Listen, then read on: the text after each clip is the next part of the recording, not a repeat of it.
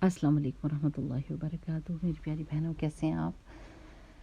रब इश्रह ली सदरी वयस्सिर ली अमरी वहलुल उक़दतम मिन लिसानी यफ़क़हू क़ौली रब्बना ज़िदना इल्मा आमीन।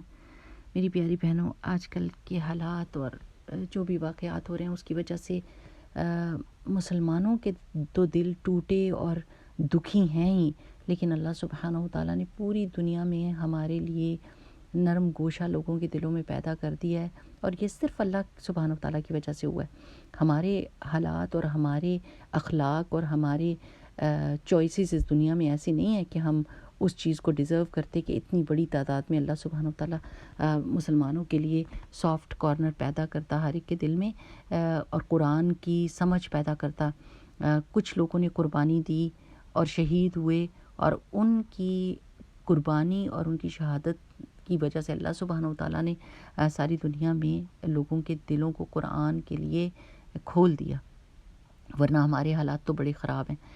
बट एनीवेज़, बात सारी समझने की ये है कि इस वक्त कितने सख्त हम दुखी हैं, कितने सख्त हमारे दिल के अंदर गम और गुस्सा है, और कितनी हम बातें करें उसके बावजूद कुछ चीज़ों का हमको ध्यान रखना है। हम मुसलमान हैं, जब हमारे घर के अंदर कोई भी आ जाता है तो हम उसकी इज़्ज़त करते हैं। जैसे कि हमें अपने प्यारे नबी सल्लल्लाहु अलैहि वसल्लम से पता चलता है कि एक बंदा गतफ़ान का जो सरदार था वो बग़ैर नॉक किए रसूलुल्लाह सल्लल्लाहु अलैहि वसल्लम के घर आ गया था, लेकिन उसके बावजूद रसूलुल्लाह सल्लल्लाहु अलैहि वसल्लम ने उसके साथ इज़्ज़त के साथ बात की, उसको बिठाया, उसकी बात सुनी। और एक हदीस से क्या पता चलता है कि अब्दुल्ला बिन उमर रज़ियल्लाहु ताला अन्हु रिवायत करते हैं कि रसूलुल्लाह सल्लल्लाहु अलैहि वसल्लम ने फरमाया, इदा अताकुम करीमु कौमिन फ़अक्रिमूहु, कि जब तुम्हारे पास किसी कौम का इज़्ज़तदार आदमी आ जाए तो तुम फिर उसकी इज़्ज़त करो। फ़अक्रिमूहु, फिर उसकी इज़्ज़त करो। जब आ गया है आपके घर के अंदर तो फिर आपके पास आ गया तो आपने उसकी इज़्ज़त करनी है, ताकि कोई फ़साद क्रिएट ना हो। अब अगर हम अपनी मस्जिदों में किसी को बुलाते हैं, चाहे वो प्राइम मिनिस्टर हो, चाहे वो मेयर हो या कोई भी हो, जब वो मस्जिद के अंदर आ गया है तो फिर अब आपने उसकी इज़्ज़त करनी है। ये आपका घर है, ये अल्लाह सुब्हानहू व तआला का घर है, ये इज़्ज़त वाली जगह है। यहाँ पर शाउटिंग नहीं होगी, स्क्रीमिंग नहीं होगी, गुस्सा दिखाने की ज़रूरत नहीं है। अगर बात भी करनी है तो इज़्ज़त के साथ करें, और अगर आप अपने जज्बात पर काबू नहीं रख सकते तो आप मस्जिद के बाहर चले जाएं। अब जब हमारा प्राइम मिनिस्टर मस्जिद में गया था तो मेरे दिल के अंदर इतना गुस्सा था कि मैंने कहा कि उसको अपनी वर्थ पता चलनी चाहिए, लेकिन later on when I saw कि ये ट्रेंड तो चल पड़ा है कि अब मेयर आई है तो उसके साथ बुरा किया गया और उसकी बात नहीं सुनी गई, उसको सामने खड़ा किया गया और उसके साथ बेअदबी की गई। और चाहे उसके कोई भी अज़ाइम हैं, चाहे पॉलिटिकली वो रॉन्ग है, वो रॉन्ग साइड पे खड़ी है, उसके बावजूद जब आपने उसको अपने घर में बुला लिया है तो अब आप उसकी बात सुनेंगे, और अगर आपने उसके कोई पॉइंट क्लियर करना है, कोई रियलाइजेशन करवानी है तो अपनी आवाज़ों को नीचा रखें और इज़्ज़त के साथ बात करें।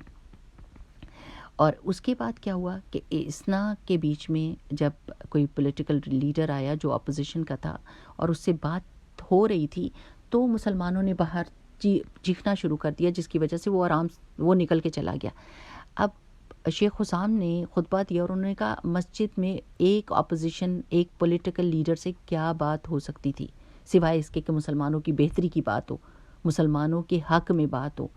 और ज़ाहिर है डेफिनेटली अगर हमारे लोग ऐसी लीडरशिप रोल्स में नहीं हैं तो इन लोगों के दिलों को अपनी तरफ माइल करने के लिए, अपनी पोजीशन बताने के लिए एक मुहज़्ज़ब तरीके से बैठ के बात ही कर सकते हैं, क्योंकि अगर बेअदबी और बदलिहाजी का तरीका जारी रखा तो फिर हमारी बात लोगों के दिलों तक नहीं पहुंचेगी। अल्लाह ताला ने तो सबके दिल खोल दिए, लेकिन हो सकता है कि हमारी बदअखलाकी की वजह से वो दिल बंद हो जाएं, वो दिल बंद हो जाए जो लीडरशिप में है। तो अगर मस्जिद के अंदर कोई आ गया और आपने उसको लाया तो फिर आप उसको इज़्ज़त देंगे। अगर आप अपने जज्बात पर काबू नहीं रख सकते तो एटलीस्ट मस्जिद के बाहर चले जाएं। उनको ये पता चलना चाहिए। जैसे हमारे प्राइम मिनिस्टर के साथ रेस्टोरेंट में गया तो लोगों ने बताया कि तुम गलत कर रहे हो, तो उसको पब्लिक ओपिनियन का पता चलेगा कि लोगों के अंदर बहुत गुस्सा है और गम है।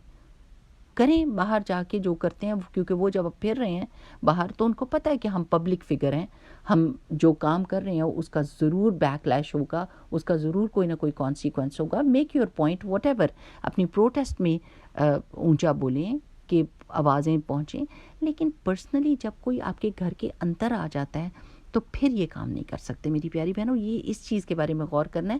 آئی was wrong at that point too, کہ جب مسجد میں پرائم منسٹر کے ساتھ اونچا بولا گیا تھا، یہ بد لحاظی بد اخلاقی کی گئی تھی، تو آئی تھاٹ کہ دس از رائٹ فار ہم بٹ ناٹ ان دا مسجد.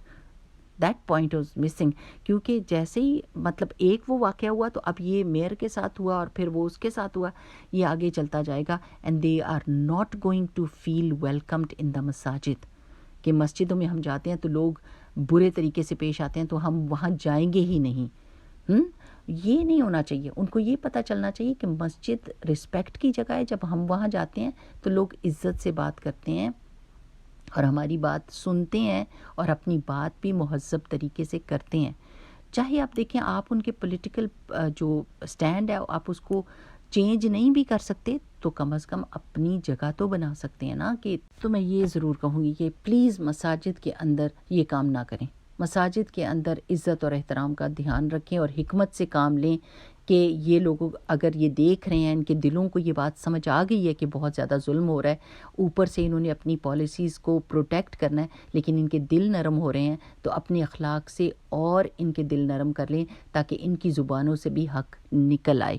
اللہ سبحانہ وتعالیٰ نے تو فرعون کے پاس جب حضرت موسیٰ اور ہارون علیہ السلام کو بھیجا تھا تو فرمایا تھا فَقُولَا لَهُ قَوْلًا لَيِّنًا لَعَلَّهُ يَتَذَكَّرُ أَوْ يَخْشَىٰ، کہ اس سے تم دونوں نرم بات کرنا کہ شاید کہ وہ نصیحت پکڑ جائے یا وہ ڈر جائے. چلے میری پیاری بہنوں دعا کرتے ہیں. ربی حب لی حکما والحقنی بالصالحین واجعل لی لسان صدق فی الآخرین واجعلنی من ورثۃ جنۃ النعیم ولا تخزنی یوم یبعثون. اللہم اعز الاسلام والمسلمین آمین. بارک اللہ فیکم. سبحانک اللہم وبحمدک نشہد ان لا الہ الا انت نستغفرک ونتوب الیک. السلام علیکم ورحمۃ اللہ.